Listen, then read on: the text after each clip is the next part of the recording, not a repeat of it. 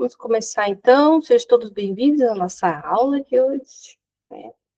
Ó, tem alguns recadinhos para passar para vocês. Uma questão da chamada, a gente colocou ali no grupo explicando para vocês, acabou que a gente esqueceu de avisar, mas eu tinha comentado que nós íamos olhar aqui nos membros que estão na aula ao vivo, né? E quem entrou, então já está validado.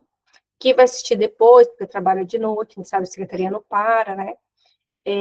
Nós vamos disponibilizar o link, a gente insere o vídeo no nosso canal do YouTube, mas ele fica não listado, ele não aparece para o público, é somente os alunos do curso que têm acesso e quem pediu o link, tá? Aí você tem que se inscrever no canal e curtir. Depois nós vamos fazer levantamento do período do curso, quem se inscreveu e quem curtiu, tem como a gente saber.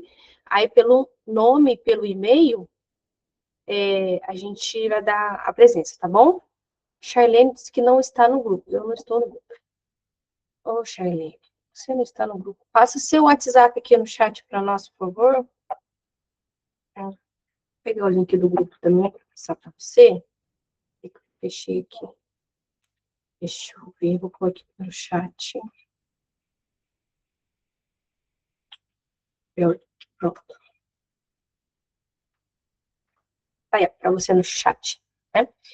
E se você estiver assistindo a aula gravada e também não está no grupo do WhatsApp, mande uma mensagem para a gente, entre em contato conosco pelo WhatsApp ou pelo e-mail mesmo, de alguma forma, tenta falar conosco que a gente vai estar suprindo a sua necessidade, tá?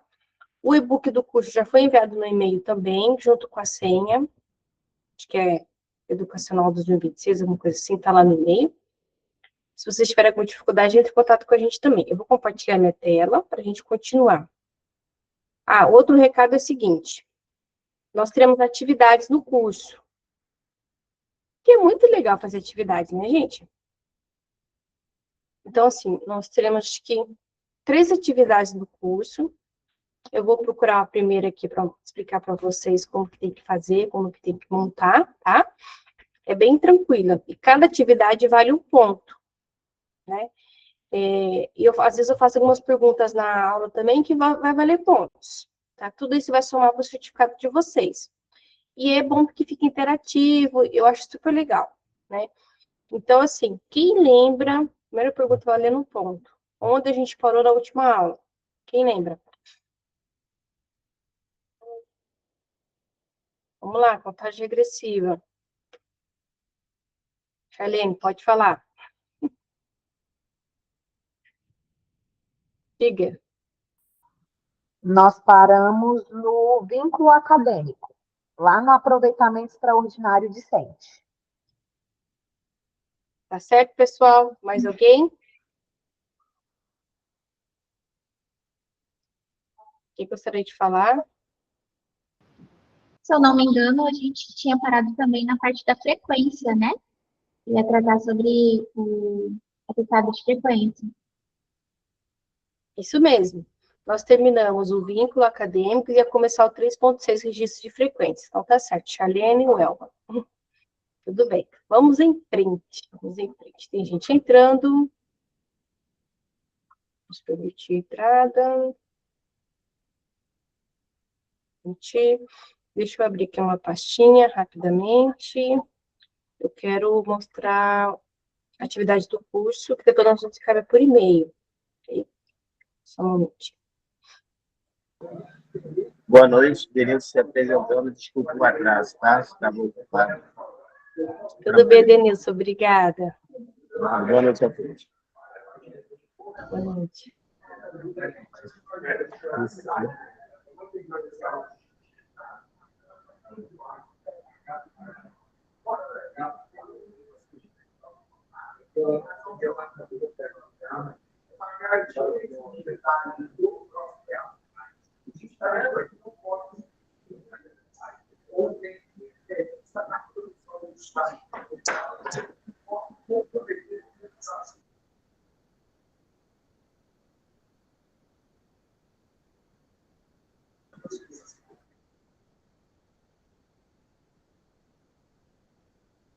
Essa aqui é a tarefa 1, tá? Deixa eu até tirar essa logo daqui também. Ó, deixa eu aumentar para explicar para vocês. Então, vamos enviar no e-mail, tá? Então, gente, muita atenção que nós mudamos o e-mail de enviar. Estou mandando pelo e-mail que a gente tem vinculado ao site, que é emec@gfconsultoriaeducacional.com, tá bom? Esse e-mail tem mais capacidade, o outro e-mail está cheio, então nós estamos mandando por esse. Ó, o que tem que fazer? Ó? Aqui é o exercício. Utilizando o calendário acadêmico, faça o planejamento das atividades que envolvem o setor de registro acadêmico. Matrícula, rematrícula, semanas de provas, entre outros. Descreva para cada atividade as necessidades, os prazos, colaboradores envolvidos e o responsável por cada atividade. Nesse exercício, a intenção é que seja feito um cronograma de atividades prevista no calendário acadêmico, elaborando-se o planejamento de cada ação, incluindo prazos, preparações e responsáveis por cada ação. Você pode usar um calendário da sua instituição como base ou montar um de forma que achar conveniente. Então, esse aqui, gente, é para ajudar vocês a se organizarem aí dentro da sua IES no serviço da Secretaria Acadêmica. Porque, às vezes, tem tanta atividade, que a gente acaba se perdendo, né? Então, o objetivo desse calendário é ajudar vocês nas tarefas diárias, ajudar vocês, de repente, a fazer um plano de ação da secretaria, porque vocês precisam também escrever um pouco o que vocês fazem. Eu sei que, às vezes, escrever o que a gente faz acaba sendo uma coisa um pouco monótona, mas é importante por diversos aspectos. Por quê? Ressalta a quantidade de tarefas que vocês têm, e colocando essa atividade no calendário, no seu cronograma, você não se perde, você sabe onde você parou, né? Então, vale muito a pena. Aí, eu coloquei um exemplo aqui, ó. Né? Por exemplo, então, aqui, ó. Qual que é a atividade? Esse aqui é um calendário que foi feito para vestibular agendado, né? Mas você pode fazer para outros calendários, ó. Elaboração da prova e envio ao TI. Responsável, comissão de prova, prazo, 30 dias antes da prova. Aí você vai colocar lá o status. Foi realizado, está em andamento. Outra coisa, deixa eu ver aqui, ó. Essa aqui é prova impressa, né? Empacotamento de prova. Responsável, comissão de prova e gráfica. Prazo, um dia antes da prova, né? Correção das redações, também a comissão de prova, até 48 horas antes da prova, e assim, não vai, tá? Então, a atividade é enviar um exemplo de atividades que envolvam o setor de registro acadêmico, matrícula, rematrícula, semana de provas, entre outros, da Secretaria Acadêmica. Lembrando que a maioria aqui da Secretaria Acadêmica, mas se você não trabalha na Secretaria Acadêmica, você pode fazer na sua atividade mesmo. Ah, professora, eu trabalho, deixa eu ver, na biblioteca, faz um ativo da biblioteca. Não, eu trabalho na recepção, recebendo os alunos. Com certeza você deve ter um cronograma de atividades diárias. É isso, né? Então, é montar esse calendário aí, as suas atividades. Faça esse exemplo. Tem um exemplo 2 aqui, deixa eu ver. Deixa eu anotar.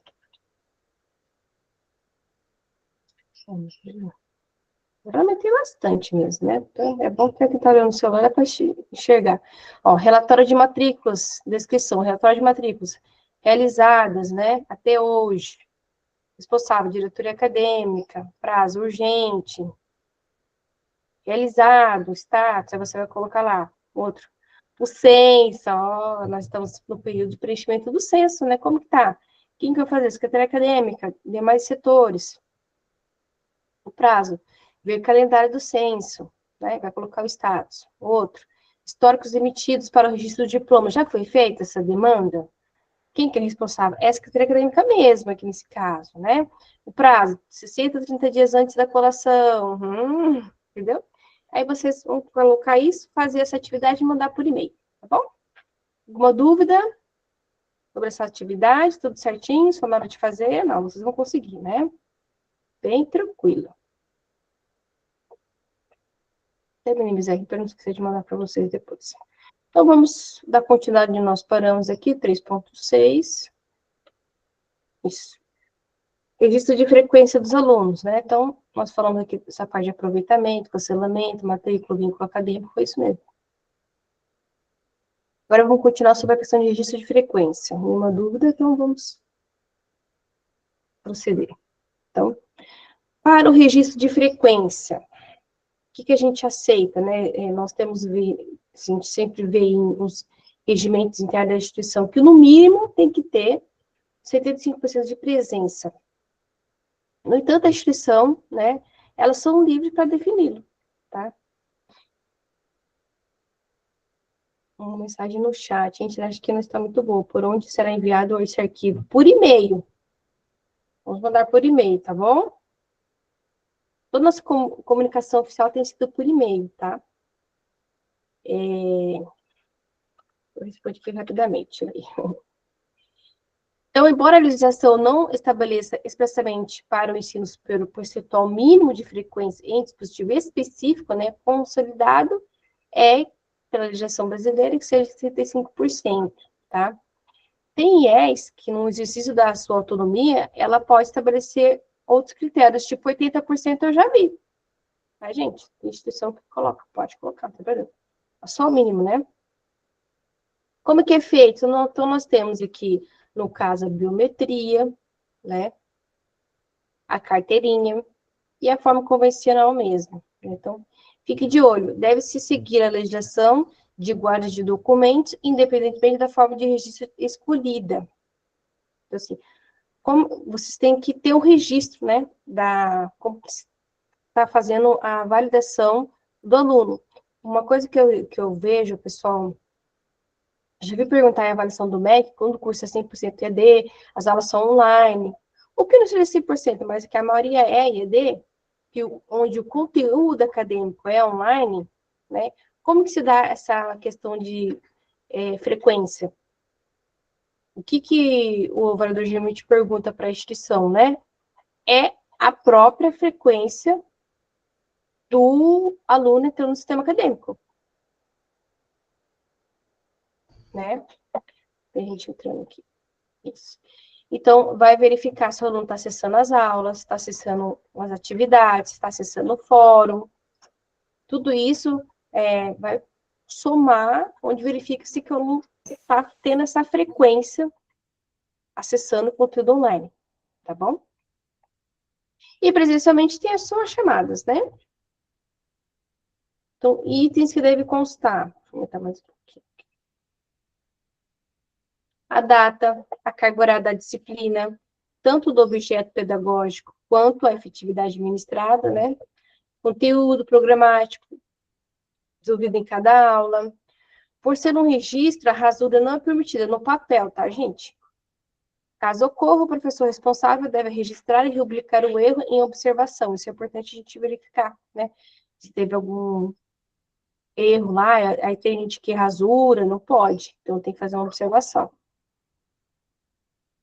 Critério de verificação do rendimento escolar. Então, a instituição ela tem autonomia para estabelecer o seu critério de verificação do rendimento escolar, conforme deve estar estabelecido em seus documentos institucionais, como PDI, regimento, resoluções, portarias internas. E também tem mais o regimento e resoluções, até portaria deve falar, né? Nossa, cadê meu mouse? Achei. Então, a apuração do resultado final da disciplina, geralmente, ela considera notas e frequência. E a aprovação ou não na série normalmente leva em conta a quantidade de disciplinas reprovadas, certo? Para a matrícula em disciplinas isoladas, a instituição deve utilizar o sistema de crédito com base em critérios, sendo eles pré-definidos e também pré-requisitos, ou a forma de seriado, né? Que é quando a matrícula é feita na série, cursando disciplinas de séries anteriores à matrícula. Então, assim, a instituição está nascendo, ela precisa ter definida a questão de crédito por disciplina, porque pode ter essa questão de dependência. Hoje mesmo a gente está falando sobre dependência, né? Então, é importante cada disciplina, ela ter o seu crédito, porque quando é o aluno de dependência, ele vai cursar aquela disciplina, ele vai pagar a parte. Então, quanto que custa aquela disciplina? O financeiro precisa saber, tá? É importante. Deixa eu ver aqui o nosso chat. Muitos sistemas possibilitam a instituição acompanhar o progresso das aulas dos alunos. Isso mesmo, Esther. Quando os alunos assistam às aulas online. Isso mesmo. Muito sistema acadêmico, muito sistema online, os ABAs, né? dar esse apoio, é importante. Agora, sobre as faltas, vamos lá. Abono, justificativa e compensação de ausência, como que funciona? No ensino superior, não há previsão de abono automático de faltas como regra geral, tá? A frequência, ela constitui critério obrigatório para avaliação do desempenho acadêmico. Então, a apresentação de justificativas de ausência, tais como atestado médico, declarações, não implica por si só o abono das faltas para fins de cômputo da frequência, podendo estar registrada como justificativa, tá? Conforme normas institucionais. Eu já vi muita gente falando, o aluno apresentou o atestado. Ele está só justificando a falta dele, né?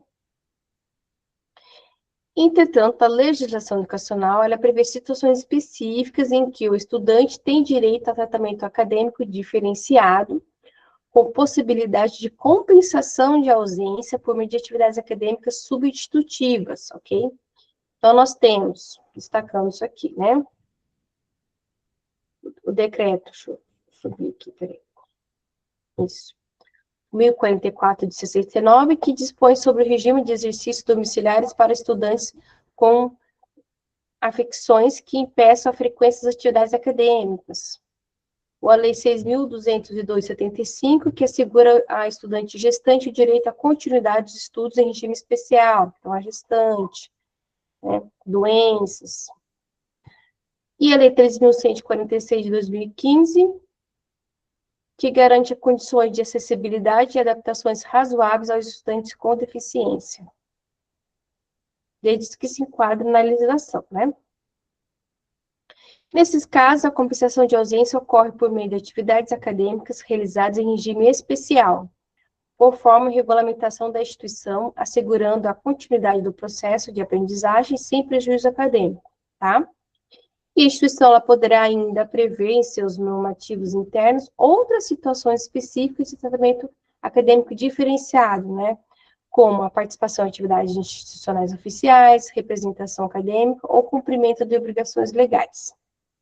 As atividades realizadas em regime especial poderão incluir adaptações de metodologias, prazos e instrumentos de avaliação, conforme a análise do caso concreto e observância dos princípios de razoabilidade e equidade.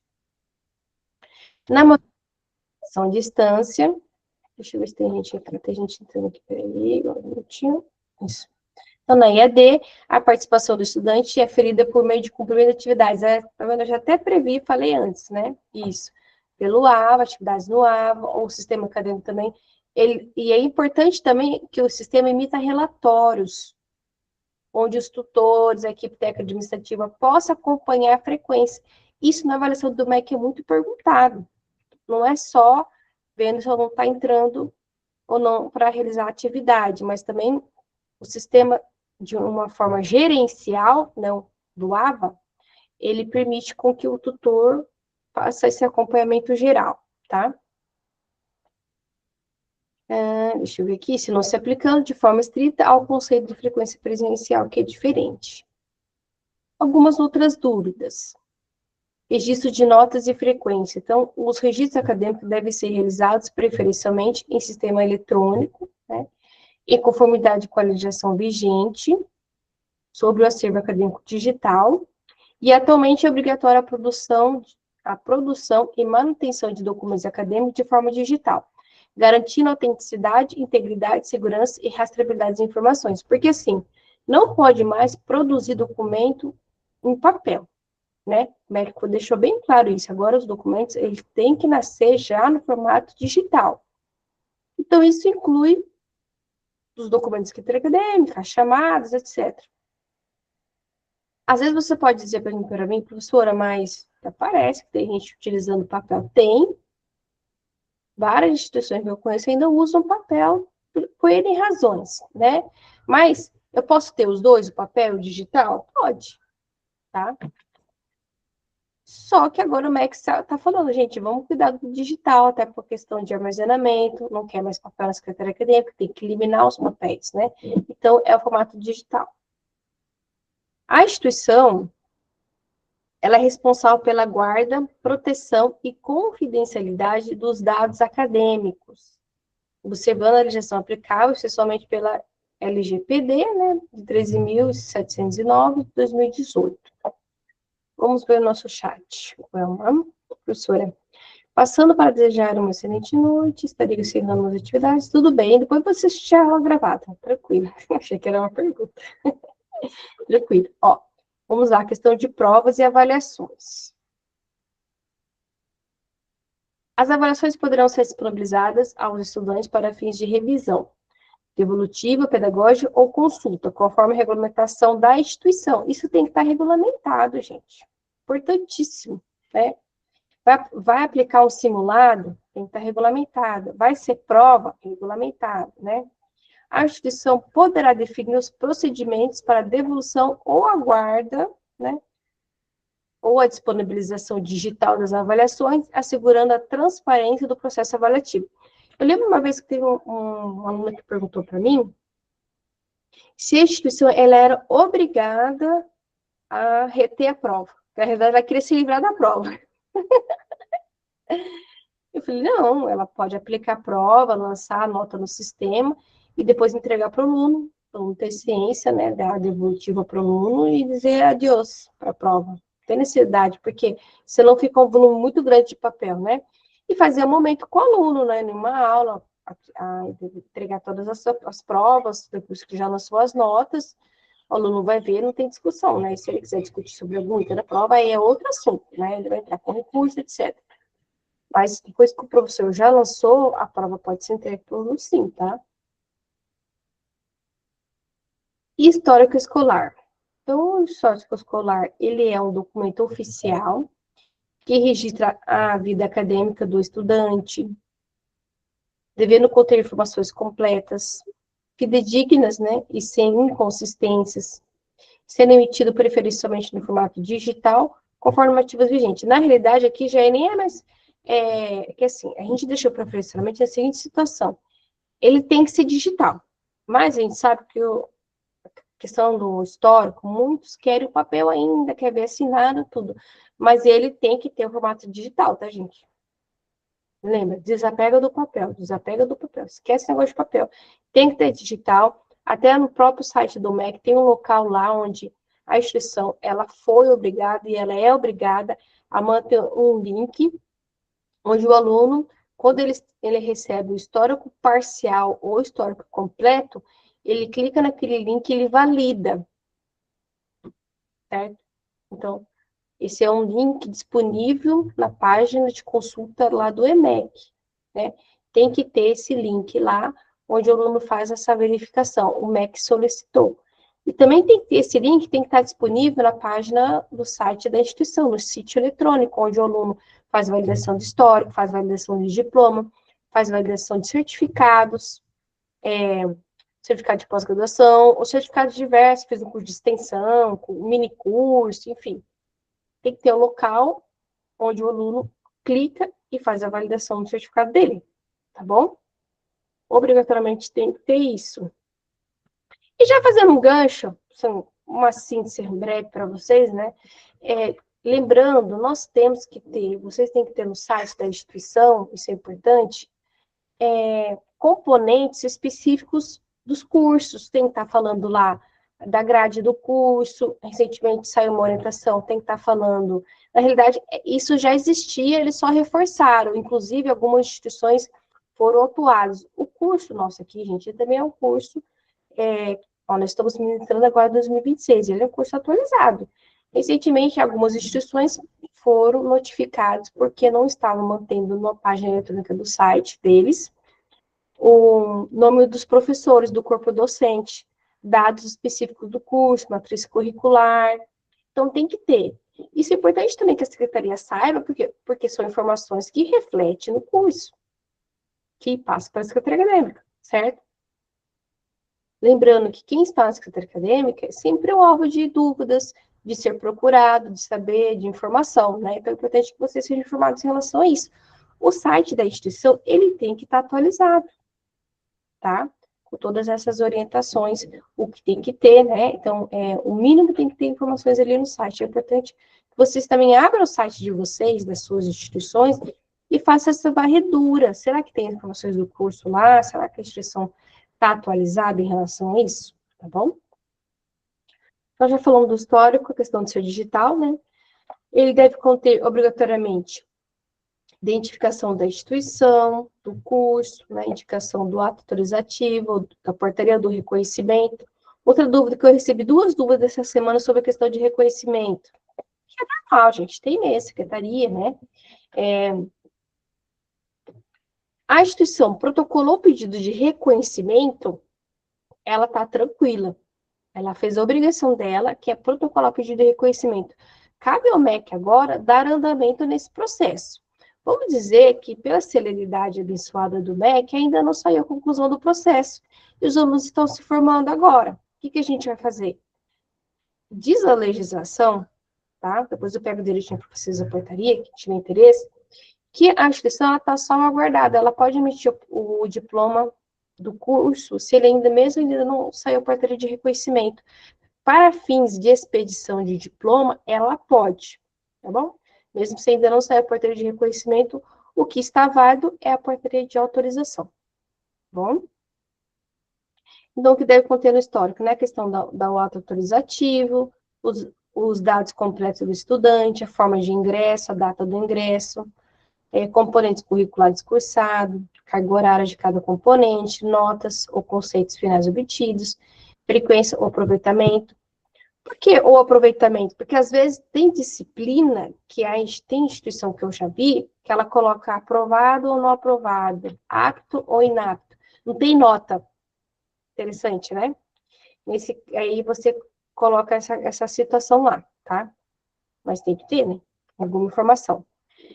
Informação sobre o ENAD, quando aplicado. Situação de conclusão e data da colação de grau também.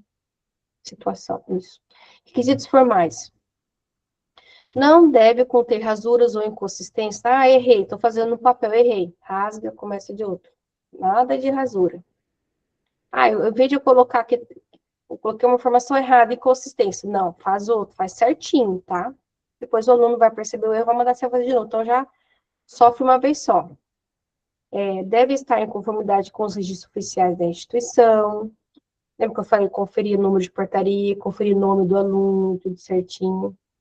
Deve refletir fielmente a matriz curricular aprovada e vigente à época da realização do curso, qual matriz que o aluno está se formando. Os registros de notas devem corresponder às atas de resultados finais, isso. A carga horária deve estar de acordo com o PPC, e assim vai. Penalidades disciplinares. Nós temos as penalidades disciplinares aplicadas ao estudante, não deve constar no histórico. Não deve, né, gente? Devendo ser registrada apenas em seu prontuário acadêmico, com acesso restrito, observadas as normas institucionais e legislação vigente. Lembra que eu falei para vocês que tem quase todas as situações aqui eu já passei? Eu já passei por essa situação, já teve instituição que me perguntou, professora, posso registrar uma penalidade no histórico do aluno? Eu falei, não. Não, isso vai ficar no prontuário do aluno, né? Se alguma sindicância, sei lá que o aluno prontuou na instituição. Não, no histórico não pode ter nada, tá, gente? Nada que desabone a situação do aluno. É só no prontuário acadêmico dele com acesso restrito. Não pode estar o Deus dará também, né? Isso para não difamar o coitado do aluno. Olha aqui, quem estiver online aí, olha o chat que minha querida assessora colocou aqui para nós, tá? A portaria que fala da questão da expedição do registro de diploma, tá? Portaria 315, 2018, artigo 101, onde diz que os cursos pedidos de reconhecimento tenham sido protocolados dentro do prazo e ainda não concluída até a formação da primeira turma, consideram ser reconhecidos. Tá vendo que benção? Exclusivamente para fins de expedição e registro dos diplomas. Então, é a portaria 315, 2018, artigo 101, tá? Obrigada. Outras ações que também são exigidas para a conclusão do curso. Que mais que nós temos? As atividades complementares, né? O seu objetivo é acrescentar conhecimento para o aluno. As atividades aceitas para a contabilização da carga horária exigida, elas devem constar em regulamento próprio da instituição, tá? É importante que a atividade complementar esteja regulamentada. É difícil não estar, né, gente? Mas vai que alguma instituição já está com bastante coisa, se perdeu, então é bom vocês revisarem, tá? Mesma coisa o TCC. O TCC, ele é um trabalho final de curso, né, orientado por professor específico da área relacionada ao trabalho acadêmico, né? Conhecido também como monografia, artigo, tá? E é importante que o TCC ele esteja alinhado à decisão do curso, se houver. Então, verifica, consulta, desconfia, lembra que eu falei para vocês? Sempre desconfia, vai olhar, ver se está certinho, né, como está essa questão aí, se está seguindo. Agora, a calculação de grau. Vamos lá. Tudo certo, gente? Alguma dúvida até aqui? Estão conseguindo acompanhar? Está muito rápido, está devagar?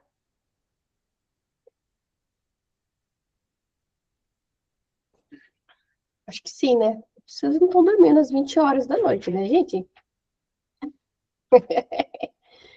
Mano, que é isso. Então, tudo bem. Vamos embora. Calculação de grau. Ó, então, ela ocorre no final do curso, né?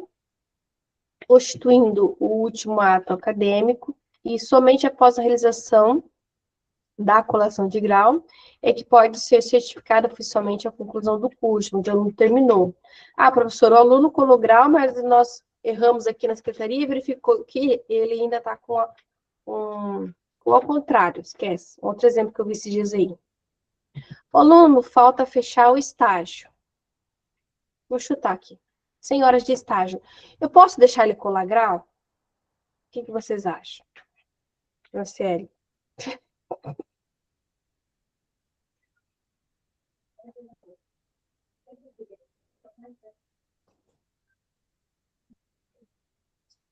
Colocou aqui no chat, jamais.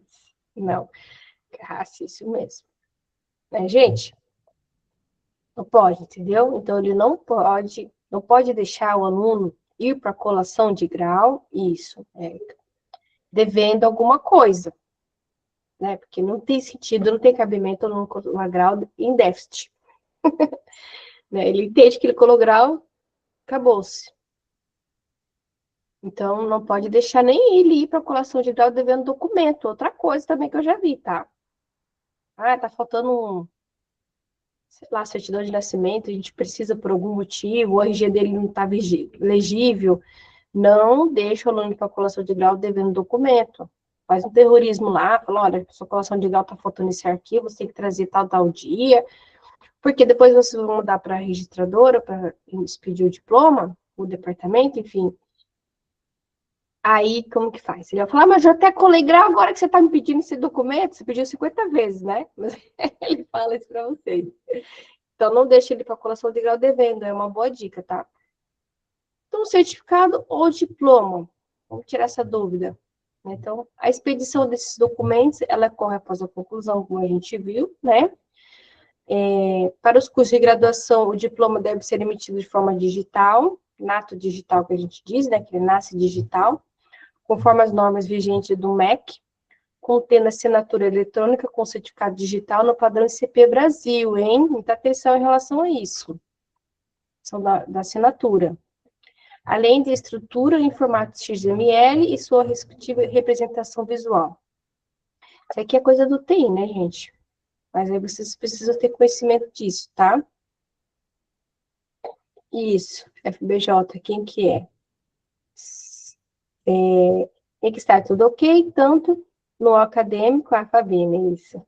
Em relação às disciplinas e documentos, como no financeiro. E isso com o financeiro também, né? Sabe por quê? Não vai pedir colar do financeiro não está, mas aí entra naquele mesmo exemplo de devendo documento. Porque o aluno vai falar, ah, colei grau, você está falando para mim que eu estou devendo? Como assim? Na cabeça do aluno, para ele já está tudo certo, né? Claro que a gente sabe que isso não é impedimento se ele fizer alguma coisa no financeiro. Mas é bom tá tudo alinhadinho, tudo amarradinho, a instituição pode fazer isso, tá bom? Certinho, Fabinho. Isso, vamos continuar. Então, a instituição é responsável por garantir a autenticidade, integridade, validade jurídica e possibilidade de verificação do documento, bem como sua guarda no acervo acadêmico digital, em conformidade com a legislação vigente. Tá? E aqui a gente tem a questão do diploma e do certificado. Então, quando que é diploma? Ele é para curso de bacharelado, licenciatura, tecnológico, são cursos superiores, né? Todos em nível de graduação, também para curso sequencial de formação específica, para mestrado e doutorado, esses de nível de pós-graduação. Certificado, nós temos, ele é usado para programa de educação continuada, ou para curso sequencial de complementação de estudos, curso de extensão, e também curso de especialização, que é a pós-graduação, então nós falamos que é certificado. Vamos lá, agora continua a questão dos diplomas, o registro de fato em si, né? Então, o registro e expedição dos diplomas e certificados. A expedição e o registro do diploma e certificado deve observar rigorosamente as normas vigentes do MEC, garantindo a sua autenticidade, integridade jurídica, rastreabilidade, conforme o artigo 48 da Lei 9.394, LDB. É vedada a cobrança, olha, falamos hoje disso, hein? É vedada a cobrança de quaisquer taxas de expedição da primeira via do diploma ou certificado. Isso a gente já sabe, mas a gente está procurando a legislação para passar para o cliente, que às vezes ele se pergunta, me salva, preciso ter uma base aqui jurídica para passar aqui para o meu chefe, tá querendo cobrar. Não pode, gente, tá? Né? Então, uma vez que esses documentos integram a prestação de serviço educacional, não tem sentido, né? Poxa, eu estudei aqui, o mínimo que você tem que fazer é me dar meu diploma, como você tem que pagar agora? Teve isso que antigamente cobrava. Veja, a lei de 96, né? Antes disso, tá? E conforme o entendimento consolidado dos órgãos de defesa do consumidor, da jurisprudência aplicável, né? Poderão ser cobrados valores apenas em caso de solicitação de. Então, aqui a gente tem as exceções, tá? Segunda via do documento, certo? Emissão em suporte físico, quando solicitado pelo estudante, no caso é papel diferenciado, tá aqui, ó. E serviços adicionais como tratamento gráfico especial. Eu lembro uma vez, o meu diploma do mestrado, eu pedi para ser um papel diferenciado, mas eu confesso para vocês até hoje que eu não achei muito diferenciado. Paguei, não foi barato. Não foi muito diferenciado, não. Mas tá ali. Não lembro do papel também, não. Um pouquinho mais grosso, eu achei que fosse vir um papel diferente, tá? Não mais bem. Enfim, tô só brincando com vocês aqui. Então, tem essas possibilidades, tá? Gente, um assunto interessante que a gente pode entrar aqui é o seguinte, ó. O aluno, na época que ele estudou, o diploma dele era no papel, certo? Digamos, vou dar 2 exemplos. Digamos que um colega dele agora se formou recentemente, ele estudou na época do EPA. Quem sabe o que é isso? 1999, vamos dizer assim, né? Então, quando eu me formei em 2011, ok? Também na época do EPA, assim, não, né, professora? Não, também não. Quando ele se formou em 2011, o diploma era no papel, físico, não existia o digital ainda. Aí agora um colega dele se formou recentemente, no ano passado, 2025, então o diploma já é digital, lata digital. Ele olhou para o colega dele e falou, também quero. Eu quero agora que o meu diploma seja no digital. E vai procurar a instituição. E agora? Como resolver isso? O que a gente vai fazer? Isso, vai solicitar a segunda via, Luana, muito bem. Vamos aí, gente. Vamos se comunicar no chat, parabéns. Né? Vai solicitar a segunda via. Então, bom, a professora já falou aqui. Para solicitar a segunda via, a instituição pode cobrar. Tudo bem, ok. Mas dele já vai vir no formato digital, certo? Então, a forma do aluno querer o diploma dele no formato digital é solicitando a segunda via, né? A instituição pode cobrar, tá? E assim, falando na parte de TI, na parte de informática, esse diploma, ele é entendido como sendo a primeira via. Só uma curiosidade, tá, gente? Porque ele nunca nasceu no digital, é a primeira vez. Interessante, né? Então, falando na parte de TI, ele é conhecido como uma cena agora, é a primeira via, entendeu? Agora, eu não sei, né? Aí entra um monte de perguntas, né? Eu não sei se lá tem um local onde pode escrever segunda via no parte do digital. Tem que falar com o pessoal da TI, tá? Mas é só para dizer para vocês que tem essa possibilidade. Porque recentemente eu falei com uma aluna também, ela falou, professora, mas eu vou ter que... Eles não estavam querendo emitir no digital, né? E é quase esse exemplo que eu dei para vocês. Professora, eu vou ter que emitir no formato digital? Eu falei, sim.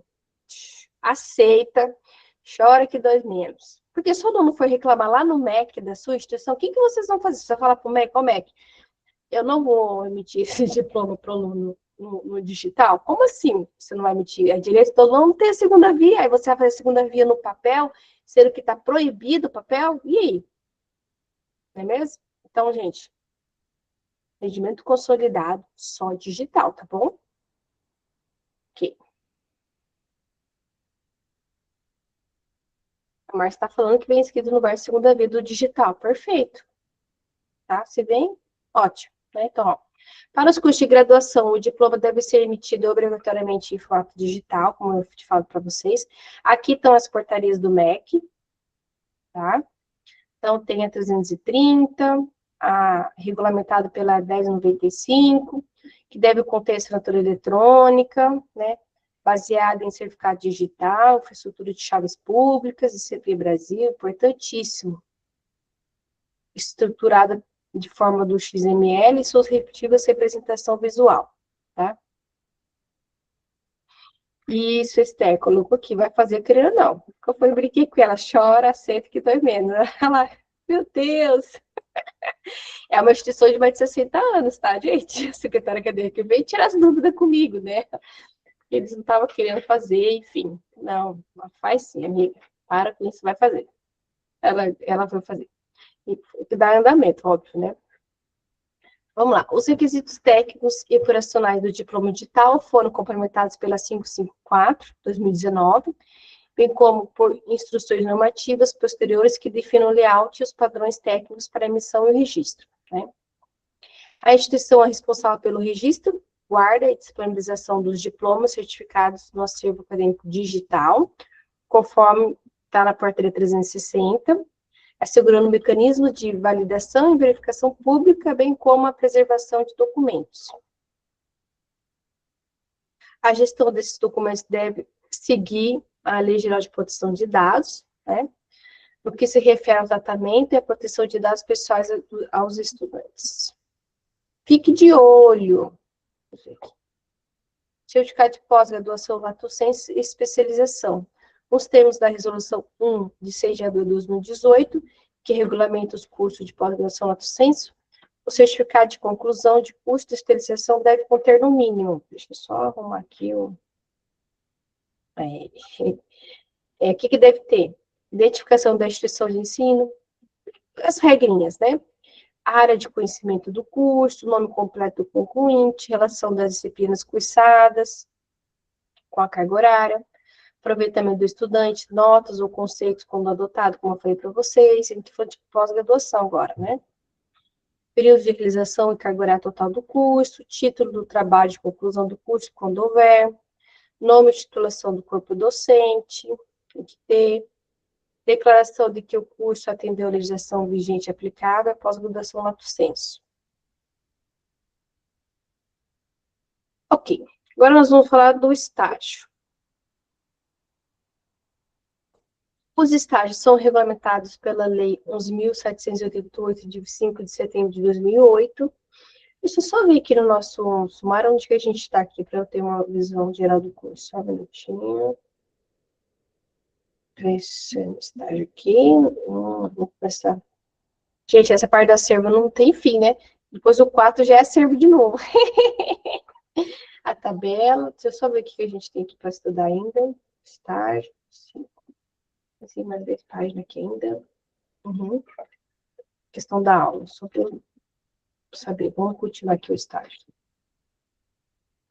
Então, essa legislação que fala do estágio é importante vocês saberem, ter acompanhamento, porque algumas secretarias acadêmicas, depende da instituição, tá?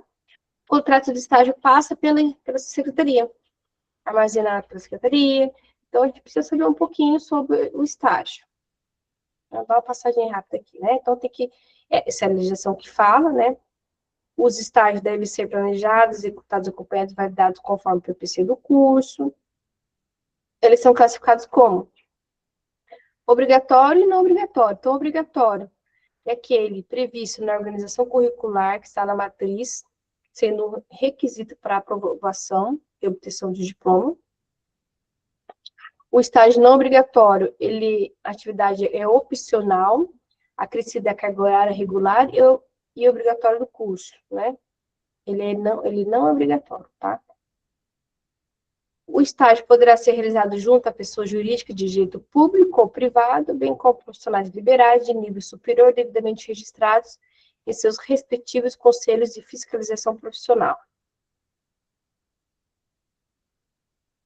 A realização do estágio exige celebração do termo de compromisso de estágio entre o estudante, a parte concedente e a instituição de ensino, tá?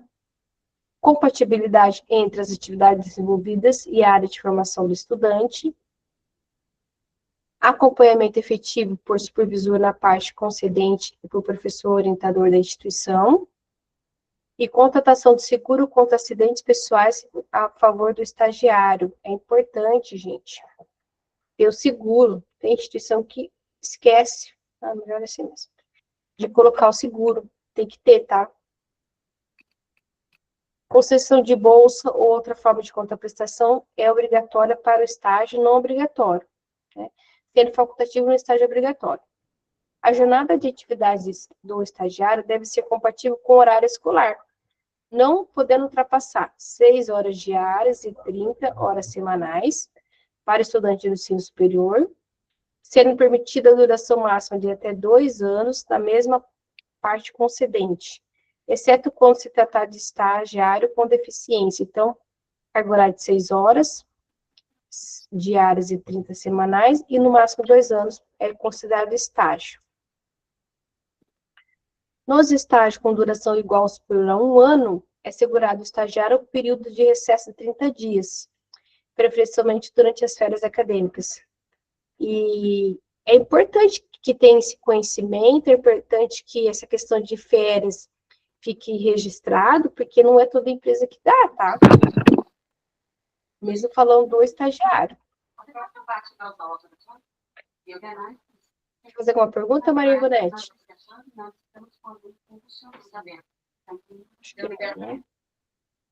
Vou fechar aqui o nome dela. Certo. Eu queria fazer uma pergunta também. Pode fazer, Érica. Essa questão das férias, a secretaria, né, no caso, quando fica responsável, a secretaria que olha essa parte ou a gente não precisa cobrar? Fica facultativo a empresa dar as férias de acordo com as férias na faculdade do aluno? Então, aí que tá. É assim, é uma obrigação dar as férias. O problema mesmo é a fiscalização, Érica, né? Porque o aluno, ele é o cliente, consumidor lá da ponta. Não, as férias eu sei que é obrigatório, mas precisa ser obrigatório ser no período das férias, no caso de julho, né? Ou de dezembro, janeiro? Tá. Não. A gente fala preferencialmente no período escolares, porque às vezes o aluno está de férias da faculdade e também quer estar de férias do trabalho, do estágio, né? Nesse sentido. Mas se ele quiser tirar em outro período, não tem problema. Tá? Entendi, tá bom. É preferencialmente mesmo, não é obrigatório. Tá, ok, obrigada. Nada. Mas aí a questão das férias também eu falei no sentido de tirar, porque às vezes o estagiário, eu já vi isso acontecer, ele não sabia que ele tinha direito a férias, né? Aí ele passou direto. Falei, não, você tem férias sim. Ele, vou verificar então. Já estava causando lá. Não, você tem férias sim. Eu vou verificar então. E a empresa não estava dando férias, essa empresa que é folgada, né, gente? Coitado do estagiário. Então, se tem direito, tem que ir atrás. Né? Fique de olho. Organização curricular e limites. A carga horária de estágio deve estar prevista no PPC, como falei, né? Observar a DCN quando houver. Não há atualmente um limite geral único aplicável a todos os cursos para a carga horária do estágio e atividades complementares, tem que vir a DCN, né? O percentual deve respeitar as normas específicas de cada curso. A referência de limite é de até 20% da carga horária total, prevista na Resolução 2 de 2007. Mas, sim, depende da DCN do curso. Essa resolução, ela é geral, tá? A específica tem que olhar a DCN do curso, né? E essa resolução era obrigatória a inclusão da atividade de extensão nos cursos de graduação. Ah, tá, aqui é outra.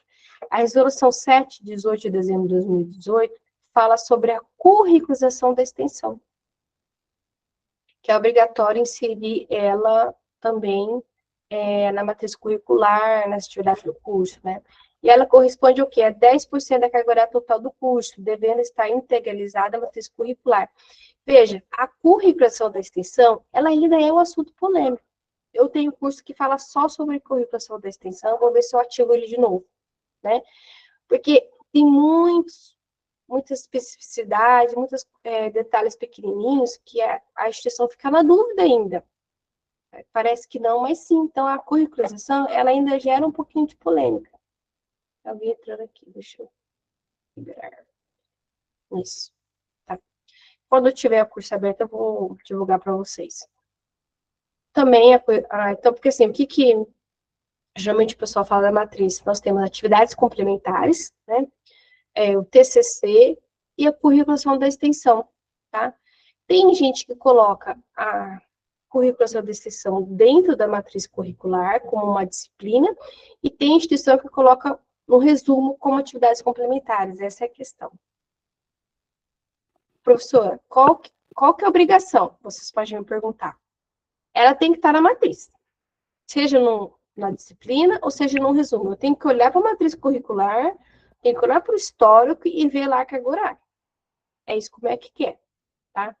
Tem um projeto que está rodando lá, que vai especificar melhor isso, mas ainda não está aprovado, então eu não vou falar. Mas eu espero que se aprovem logo, apesar que é do ano passado, né, esse projeto. Tá? Quando tiver alguma informação recente, eu posto para vocês no grupo, né? E assim, gente, o grupo, ele é um grupo de informações. Então, por exemplo, quando sair uma legislação, nós vamos postar lá no grupo para vocês. Então, depois que o curso acabar, eu vou explicar isso para vocês. Vocês podem ficar no grupo. Quem não quiser, é livre, pode sair, fica tranquilo. Quem quiser pode ficar e vou mantendo vocês atualizados de legislação, ou até mesmo de curso, algum outro tipo de informativo. Se vocês tiverem alguma dúvida, seja lá o que for, pode postar no grupo, a gente usa o grupo para debate, para esclarecimento, ninguém sabe mais que ninguém, fique à vontade para usar o grupo da forma que vocês quiserem, tá?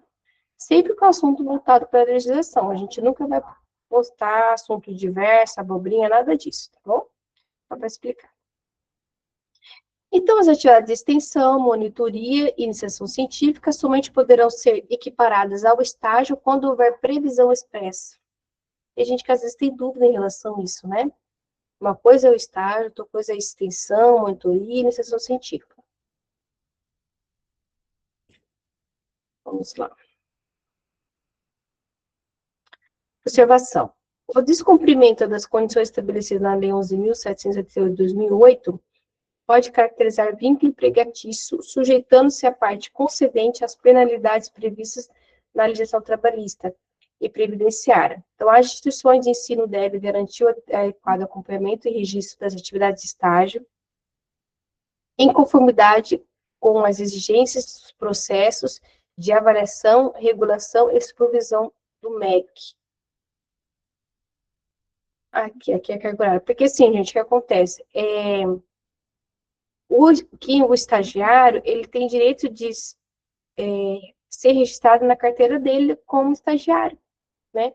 Então, ele tem que cumprir também a legislação trabalhista em relação a isso. Tem lá os direitos dele, que nem eu falei para vocês, a carga horária, tem a questão das férias, tudo certinho tem que ser acompanhado e levado a sério pela empresa concedente do estágio, tá? Agora, essa legislação que a gente comentou aqui em cima, a Resolução 2 de 2007, ela traz um padrão de carga horária de curso, que é essa aqui, ó. Se algum curso com a sua DCN não tiver uma DCN mais atualizada, o que está valendo é essa carga horária aqui, que continua utilizando, tá? Se o MEC não soltou nenhuma DCN nova, essa é a que está valendo da carga horária do curso, tá? As empresas devem ter limitado o número de estagiários sendo, que é o limite, né? De 1 a 5 empregados, se a instituição, se a empresa tiver de 1 a 5 empregados, ela pode ter um estagiário, tá? De 6 a 10 empregados, 12 estagiários. De 11 a 25 empregados, até 5 estagiários. E acima de 25 empregados, até 20% de estagiários. Então, fica assegurado às pessoas com deficiência o percentual de 10% das vagas oferecidas pela parte concedente do estágio. A validade do contrato de aprendizagem pressupõe a anotação na carteira de trabalho, né? Matrícula e frequência do aprendiz na escola, porém não cria vínculo empregatício. Ele tem que ser anotado, mas não cria vínculo empregatício. Para mais informações, aqui está faltando o site. Mas eu vejo que site que era. Acho que era da legislação trabalhista. Vamos adentrar o assunto de acervo acadêmico, manutenção e guarda. Alguma dúvida, gente, até aqui? Tudo certinho? Uma coisa d'água.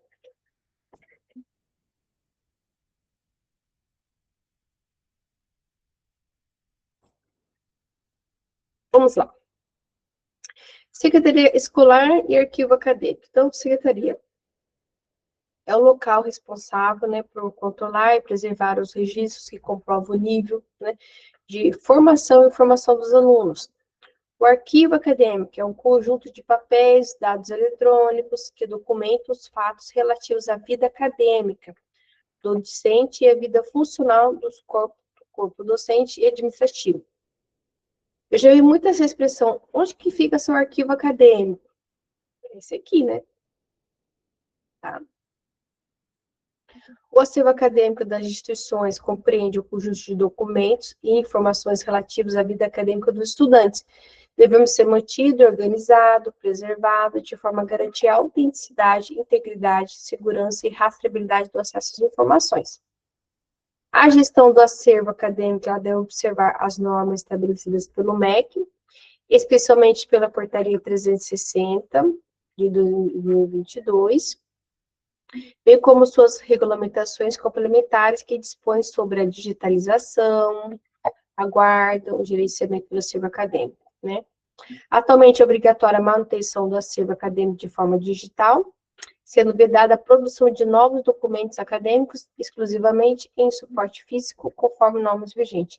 Isso aqui foi o que eu falei para vocês, tá vendo? Uma inversão, né? A instituição é responsável pela guarda permanente do acervo acadêmico, que possui valor jurídico, acadêmico e histórico, devendo assegurar sua preservação e disponibilidade para fim de comprovação junto aos órgãos reguladores da sociedade. Né? Tem que estar de fácil acesso, que é o sistema acadêmico. Fique de olho. Principais princípios da gestão do acervo acadêmico. Então, nós temos a proteção, garantia da integridade, autenticidade, segurança das informações, com o uso dos sistemas confiáveis e controles de acesso. Recuperação, organização e indexação dos documentos que permitem localização rápida e precisa das informações. Armazenamento, utilização de sistemas informatizados adequados para a guarda e gestão do acervo digital. E retenção, definição dos prazos de guarda conforme a tabela de temporalidade e destinação de documentos. Documentação e comprovação acadêmica. Nós temos que a instituição deve manter a documentação comprobatória das informações acadêmicas e institucionais, inclusive aquelas relacionadas ao corpo docente, conforme exigido nos processos de avaliação e regulação do MEC. Esses registros devem estar alinhados às informações declaradas em sistemas oficiais, como o MEC, o currículo Lattes, garantindo a fidedignidade dos dados institucionais. Eu já vi várias IES guardando os documentos dos professores da Secretaria Acadêmica, tá? Por isso. Pode ser no RH? Pode, deve, com certeza. Mas também pode ser na Secretaria? Pode, tá? Responsabilidade e guarda do acervo. Embora as instituições de ensino sejam responsáveis pela guarda e manutenção do acervo acadêmico, este possui caráter de interesse público, devendo ser preservado como patrimônio informacional da educação superior brasileira. Você sabia que o acervo ele é considerado como um patrimônio? Olha que interessante. A instituição ela não pode desfazer do acervo acadêmico da forma que ela quiser, não. Existe toda uma regra para ela desfazer do acervo, né? Se um dia o MEC quiser ir lá na sua instituição e fazer uma fiscalização, ele pode, porque ele é considerado como patrimônio da educação superior brasileira. Não é seu, não é meu, não é nem da instituição, é do Brasil, tá? E isso é importante a gente ter em mente, porque já aconteceu um caso faz um bom tempo, de uma instituição que ela foi descredenciada, e aí, enfim, não sei que a louca que aconteceu lá, eles pegaram todos os papéis da Secretaria Acadêmica e jogaram fora, queimaram, sim, não utilizaram os documentos, os alunos não tinham como pedir histórico, e era a época do papel mesmo, né? Então, ficaram a Deus dará, e os alunos não tinham nem como mais processar a instituição que ela assumiu, aí os alunos processaram o MEC. Foi por causa disso que nasceu o acervo digital, devido a esse fato verídico que aconteceu nessa instituição. O MEC pensou, não, eu não posso mais passar por isso novamente. Aí criou o acervo digital, que é a melhor coisa, com certeza, né, gente? Tá? Então, em caso de descredenciamento ou encerramento das atividades da instituição, a mantenedora deverá indicar formalmente uma instituição sucessora responsável pela guarda do acervo acadêmico, conforme normas do MEC. É um processo que é feito dentro do sistema do MEC, né? Ela faz essa indicação da sucessora. A transferência do acervo deve ser formalizada por meio do termo de transferência e responsabilidade, firmado entre as partes envolvidas e protocolado junto ao MEC, assegurando a continuidade da guarda, manutenção e acesso aos documentos. Tá? Proteção de dados pessoais. A gestão do acervo acadêmico deve observar a Lei 13.709, LGPD, né? A gestão do acervo, tá? Garantir a proteção dos dados pessoais dos estudantes e controle de acesso às informações e segurança no tratamento dos dados. Vamos falar um pouquinho sobre a tabela de temporalidade e destinação dos documentos. Vamos deixar isso aqui para a próxima aula. Essa aqui, ela é uma atividade que eu vou passar para vocês. 4.1, vamos ver os próximos assuntos que a gente tem aqui ainda. A gente avançou bem, tá? 4.1. Isso, aí fica esse aqui para a próxima, né? Então, nós vamos iniciar o 4.1. Isso. Alguma dúvida, gente? Gostaria de perguntar alguma coisa? Como que tá? Tudo certinho? 8:45. Avançamos bem no conteúdo. E me lembra, na próxima aula, eu quero falar para vocês sobre como publicar no Diário Oficial da União. Eu vou explicar como faz isso, tá? Quase que na prática. Vou entrar no site, mostrar para vocês. Não é fácil, mas não é impossível. É possível fazer essa publicação, porque o site do Du é um complexo, sabe? Mas é possível sim. Yamara, pode falar. Oi, professora, boa noite, tudo bem? Eu tenho uma dúvida quanto à guarda e a tabela de temporalidade relacionado à ata de prova. Pela tabela, a gente tem o tempo de guarda, acho que é de 5 anos, se eu não estou enganada. Mas quando tem na tabela de temporalidade, tem a questão do tempo de guarda e depois o descarte, é necessário que esse documento esteja digitalizado? Sim. Vai digitalizar ele e vai guardar. Aí depois que você digitalizou, você pode excluir, pode fazer o descarte. Tá?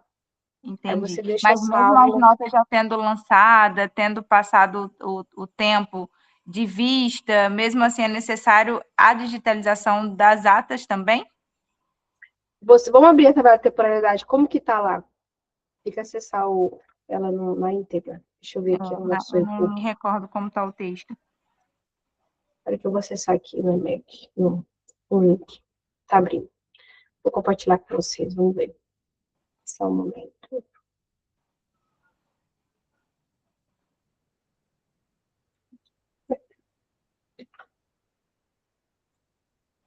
Porque tem documentos que realmente são permanentes. Como, por exemplo, a ata. Nem todos os professores utilizam ela ainda de forma física, porque tem o nosso sistema, por exemplo, ele dá a opção do lançamento direto, né? O lançamento online. E aí tem professores que lançam online, e tem professores que preferem controlar de forma física, né? Sim. Aí a minha dúvida é justamente essa, por a gente ter a opção do lançamento online, se há necessidade da digitalização dessas atas. Ah, tá, entendi. Você vai lançar a informação dela online. Isso, ela é lançada online. Não tem a assinatura do aluno, mas consta a nota, né? E há lá aprovação e reprovação. Deixa eu achar aqui a tabela.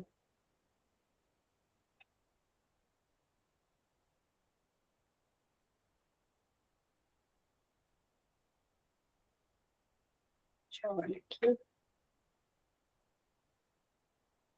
Esse aqui? Não. Quando eu pôr o link dela, tabela.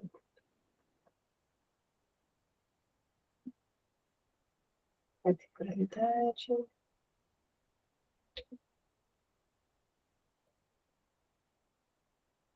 Ele tá abrindo outro. Deixa eu ver se eu acho que é.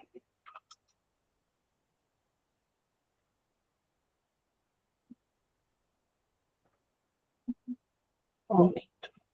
Ela ali, ela tá mostrando outras coisas, mas na tabela mesmo que é bolada.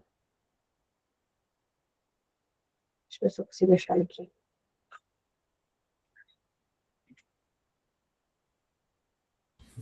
Glaucio, tá no seu WhatsApp?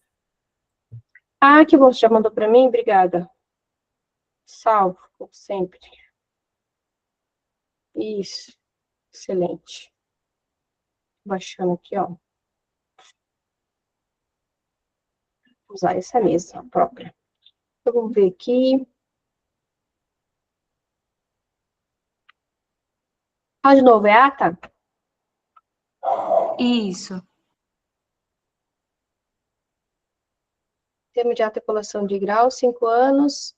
Destinação final, guarda permanente. Mas deve ter outras atas aqui. Termo de ata, não, isso aqui é mesmo. Só fala dessa ata aqui. De ata, ele fala termo ou ata de colação de grau. Qual que é a finalidade? Para que era mesmo? Oi, Amara. Oi, verifica se está como diário. Não, mas diário é chamada só. Seria a ata mesmo, ata de prova. A gente conhece aqui como ata. Vamos ver o que ele fala de prova. Vamos ver o que ele traz de prova. Controle de aplicação de provas. Correção de provas. Acho que se encaixa o controle de aplicação de prova. Estava pensando nisso, ó. Até a homologação do evento, fase intermediária. Aqui tem 2 fases, né, gente? Para quem está acompanhando a aula. Então, é assim, ó.